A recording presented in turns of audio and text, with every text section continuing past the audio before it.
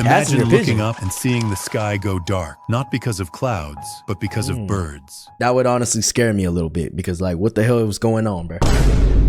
Like, is Jesus coming back? Like, what's going on? What's good, y'all? Welcome back to Let Fam. Now today, bro, we got 7 last photos of extinct animals ever taken by Mavora. Shout out Mavora. Make sure you guys go subscribe if you like this type of content. I saw somebody recommend in the comments Mavora, like the actual channel, and this is his most popular video, and it's pretty interesting, bro. These are real footages. We're gonna see. I'm gonna try to judge from, you know, just looking at it and stuff. But, you know, anything animals, extinct, sea creatures, any type of creatures, we love that on this channel. So without further ado, make sure to grab your popcorn and let's see. You already know that thousands of years ago, dinosaurs used to exist in this world, but you've probably never seen a picture of a dinosaur captured on camera. Yep, that's one thing that I like wish we could have gotten. And honestly, it would be pretty scary because like, yeah, whoever took that picture most likely died that day. But but that would be very cool to see the dinosaurs in real time. Back then, cameras hadn't even been invented, and there were no humans around in that era. When the camera was invented in the 1800s. But what about Jurassic Park, dude? They could have took pictures. Animal documentation changed drastically. In today's video, I'm going to show you the last photos ever taken of 7 extinct animals. Number 7, passenger pigeon. Imagine looking up and seeing the sky go dark, not because of clouds, but because of birds. Passenger pigeons once filled the... That would honestly scare me a little bit because like, what the hell was going on, bro?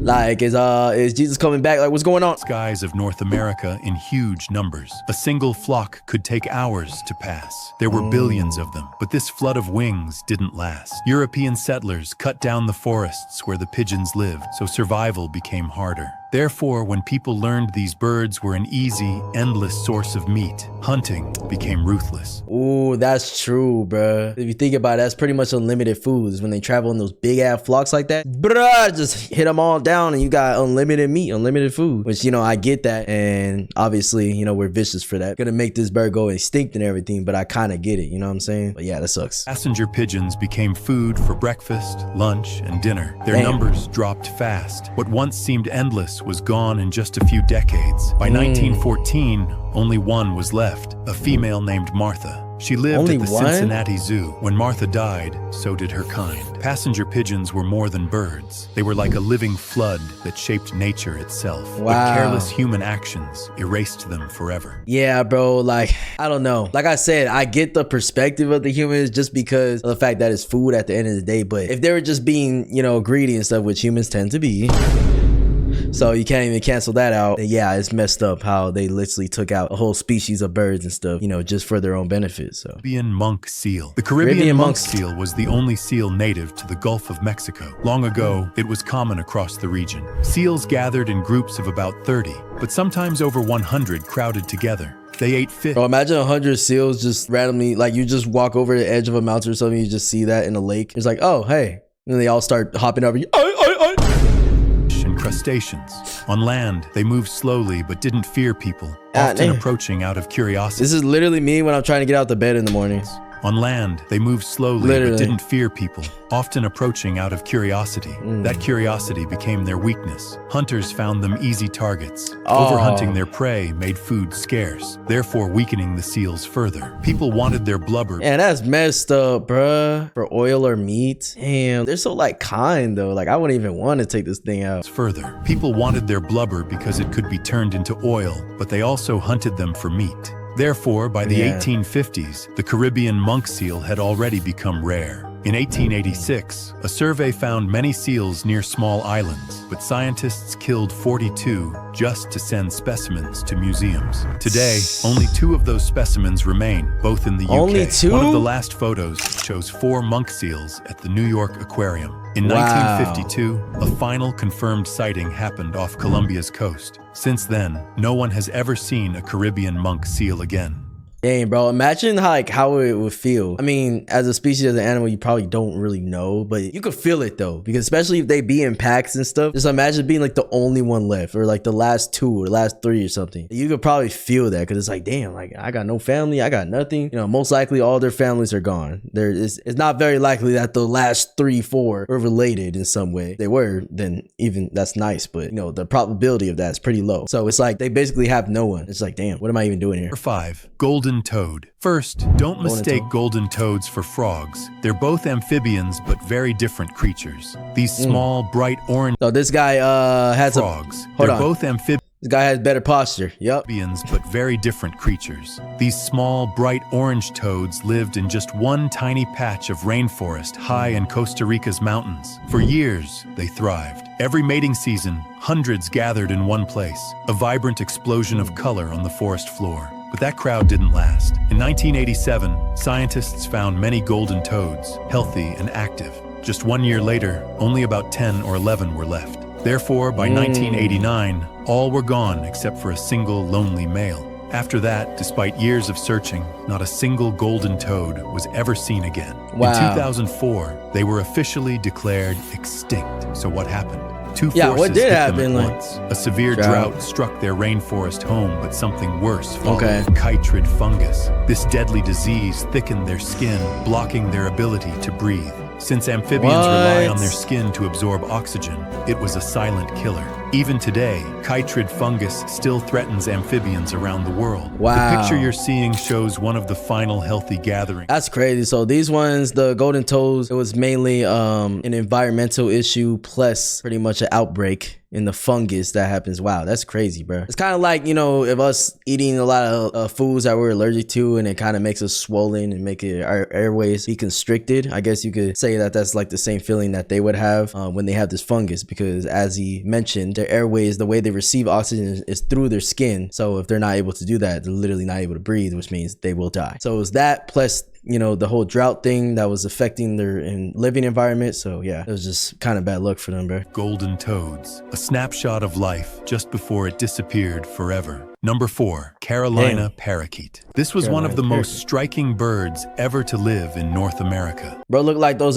colorful popsicles you used to get, bro. What was that brand? It wasn't just colorful. Trying to remember. It was the only native parrot on the continent's plains, even wandering into southern Canada at times. These birds were once everywhere. They traveled in noisy, playful flocks that filled the forests of the southeastern United States. But what they ate made them unusual: cocklebur seeds. These seeds are poisonous, so after eating them, the parakeets themselves became toxic. Any predator, even a hungry house cat, could die just from eating one. But this natural defense... Bro, I'll be feeling bad for animals and stuff because, like, you know, some of them don't have the survival instincts to just look at things that they're not familiar with and they just eat it just because of the fact that they're hungry. So then they get infected or they just die because they don't know. You know what I'm saying? Like, they weren't intentionally trying to put poison in their body, metaphorically. I mean, not metaphorically, physically, literally. But they're not trying to do that. And I feel bad for them because it's like, damn, they can accidentally eat it. It's a little seed too, you know? So maybe it was a part of something. Like, see how this cat is eating something? Maybe there's a seed like on the skin of the bird and he just eats it and he's cooked. From eating one. But this natural defense didn't protect them from humans. In the early 1900s, people in the US fell in love with fashion made from animal feathers. A particular hat, decorated with parakeet feathers, became wildly popular. Bro, really, bro? That shit's fucking ass, bro.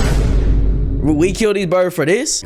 Therefore, hunters began targeting them in large numbers. Their feathers flooded markets. Farmers saw them as pests, too. These bright parrots raided crops in search of seeds, but found themselves killed for it. The real mystery? In 1896, a healthy flock... See, that I kind of get, because it's like, all right, you know what I'm saying? If you're into agriculture back then, of course, you're trying to grow plants and everything, you're having a whole system going, and these birds coming in and trying to eat your shit, then I could get, you know, why the humans would be mad about that. Was still nesting and raising young. Yet by 1904, they had almost completely disappeared. How could millions vanish so fast? This photo shows the very last Carolina parakeet, a bird named Incas. Shockingly, Incas was kept in the same cage as Martha, the last passenger pigeon. Incas died in 1918, only 4 years after Martha. One bright bird, once everywhere, gone forever. Number 3, the quagga. At first glance, this animal looked like a strange mix. Oh, wait, that's actually how they look? I thought this was like just a design. They really were like half zebra, half horse? That's an insane hybrid. This animal looked like a strange mix, part zebra, but part plain horse. Its stripes covered only the front half of its body, but faded into solid brown on the back. That's honestly kind of cool, I'm not gonna lie. Its belly and legs, pure white. This wasn't just any zebra. The quagga was a unique subspecies, living only in southern Africa's dry grasslands and scrublands. But peace between the Dutch and British in the 1800s didn't mean peace for the quagga. Therefore, settlers believed these animals were plentiful, but they were wrong. hunting exploded.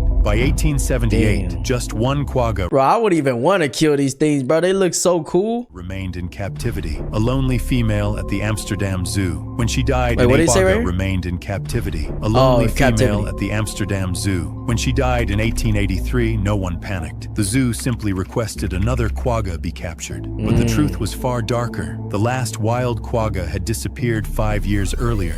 Without warning, this odd zebra slipped into extinction while the world barely noticed. Today, scientists are working to bring the quagga back, but back then, it was gone forever. Damn, bro. They are bringing, try to bring animals back and shit, which I find very interesting. Just not the dinosaurs. Let's leave them up in our heads, you know what I'm saying? But all the other animals, I guess they cool or whatever. But quad nigga or quagga, or quagga. Anyways, this animal is super cool. I definitely want to bring this one back, man. Yeah, why they held in captivity and shit, bro? Like sometimes humans just be doing stupid shit, man. Back then, it was gone Like there was no reason for this. forever. Number 2, the Barbary lion. Bro, a lion? A type of lion? It once ruled the Atlas Mountains of North Africa. Unlike today's African lions, which have manes only around their heads, Barbary lions had dark, thick manes that stretched from head to toe. So they're like, yeah, I don't know if I like this look, my boy. Like those guys that have like bushes of hair in their freaking chest and stomach and everywhere. I'm so glad I'm not like that, bro. I ain't gonna lie. I be feeling bad for guys that like that, you know, having to shave and shit all the time. You grow like a literal bush on your chest and stomach and shit. Like, I'm not like that, thank God. Their thick fur wasn't just for show. It helped them survive the cold mountain air. But their appearance wasn't what made them legendary. For thousands of years, these lions lived near some of history's most powerful civilizations. They fought in Roman arenas. They inspired the fierce Egyptian goddess Sekhmet.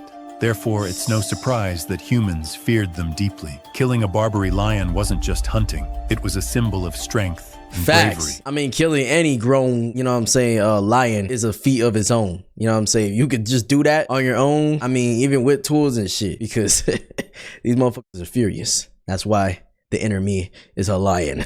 Nah, but for real though, like lion is my spirit animal. I love lions so much. I got it tatted on me, as you guys know. And yeah, they're so fierce, man. That's why I love them. Strength and bravery. So people hunted them fast, chasing glory while driving this subspecies closer to extinction. By the 20th century, the Barbary lion was almost gone. The spread of firearms and government bounties sealed their fate. The last known lion was shot in the 1960s. But here's where it gets interesting. In 1942, 2 years after the species was officially declared extinct, a French military photographer named Marcelin Flood spotted a lone Barbary lion from a helicopter over the Atlas Mountains. He quickly raised his camera and captured what many believe is the final photo of this majestic beast. The image remains haunting. Bro, you can't tell me like lions don't have aura. Like, just look at this, bro. Like, you telling me you gonna see this and not get scared for your life? Not even scared for your life, but also at the same time get majestic feelings just tingling on your body, bro. No glaze. I mean, look at dude, man. You know what I'm saying? The amazing mane, the serious look on his face, the jawline and everything. And like, come on, bro. A symbol of what we lost. Yet This guy looks a little, I ain't gonna lie, like, this lion, let me not say nothing. He got a long ass nose. Symbol of what we lost. Yet the story doesn't end there. Recent genetic research revealed that Barbary lions aren't truly gone. They belong to a single family line that stretches across North Africa, the Middle East, Southern Europe, and Asia. Oh, and nice. Today, a small population of their close relatives, Asiatic lions, still survives in India. Number 1, the Okay, that's good. thylacine. Better known as the Tasmanian tiger or Tasmanian wolf, wasn't related to tigers or wolves at all. It was a carnivorous marsupial, native to Tasmania and parts of Australia, that raised its young in a pouch. Pouch or his booty hole? Like, god damn, I thought that just got flashed, my nigga. Small animals to survive. Okay. Its story is tragic. On mainland Australia, thylacines vanished about 3,000 years ago after humans introduced dingoes, which outcompeted them for food and pushed them to extinction there. But in Tasmania, Dingoes? What exactly does that mean? introduced dingoes, which outcompeted them for Wait, hold on. I gotta do some research. Medium-sized wild canine native to Australia, often considered a feral dog that descended from domesticated ancestors introduced 3,500 to 4,000 years ago. Okay. Some Australia's largest carnivorous land predator. They are vital for ecosystem balance, hunting kangaroos, rodents, and birds in packs. Are they giant, bro? Wait. Dingoes are medium-sized wild canine, typically measuring about 17 to 25 inches in shoulder height and weighing 28 to 50 pounds. They're slender, agile, lean, measuring about 1.2 meters, roughly 4 feet from head to tail. Okay, so it's not like the craziest size, but they are pretty big, you know what I'm saying, which explains its predatory habits. Yeah, that Tasmanian tiger looked like it would be an absolute beast, but I guess the dingoes took over. Eated them for food and pushed them to extinction there. But in Tasmania, thylacines survived longer. Their reputation as sheep killers made them targets. Therefore, from 1888 to 1909, the government offered bounties. £1 for every adult, half a pound for each pup, leading to the killing of around 2,000 animals. This relentless Oh yeah, I mean, that's all on the humans right there. They're literally putting bounties on their heads, bro. hunt pushed them to the brink. By the early 20th century, their numbers had collapsed, with only a handful left. Eventually, only a single female remained. She spent her final days in Hobart Zoo, dying on September 7, 1936. The haunting final photo of this exhausted animal, captured shortly before her death, is all we have left, a chilling reminder of how fast humans can wipe out an entire species. Yeah, I mean, that's true, man. I mean, they're literally putting bounties on their heads and telling people, yeah, we'll give you guys money if you go and kill all these freaking animals. And yeah, of course they're gonna go extinct, bro. I gotta do a little more research on exactly the reason why. I mean, the only thing I really heard was that they were known for being sheep killers, and I know sheep, you know, you use sheep for a lot of things, you know what I'm saying? So I guess that's the threat, but for them to put a whole bounty and try to get rid of them, like, is there not a deeper reason than just them killing sheep? I don't know. How fast humans can wipe out an entire species. This was a good video, chat. He has other videos that are longer and stuff. I just wanted to do this one and see how you guys react to it. But yeah, this was a good video. Hey, man, I mean, a lot of things are human involved. Some things are more environmental and stuff. So yeah, we just learn. Just honestly, this is a history lesson because some of these animals I didn't even know about. So yeah, chat, let me know what else you guys want to react to, and I'll see you guys in the next one, man. Peace.